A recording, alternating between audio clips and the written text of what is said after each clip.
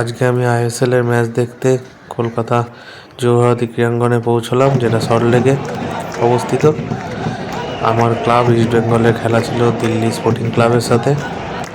আমার দল প্রথমে 1 গোলে পিছিয়ে থাকে, তারপরে প্রথমার্ধেই 3 গোল তাদের ফিরিয়ে দেয় এবং দ্বিতীয়ার্ধে খেলার একদম শেষে মিগুয়েল 1 গোল দিয়ে খেলার ফলাফল শেষে 4-1 হয়।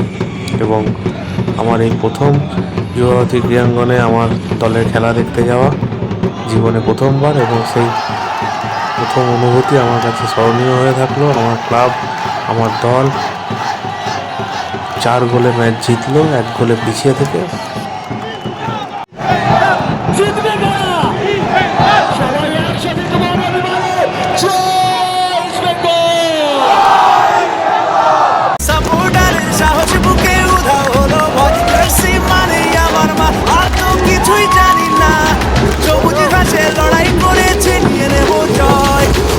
বছর ধরে মাটকা বাজছে যে দল, লাল হলুদের ঝড়ের নাম ইস্ট বেঙ্গল।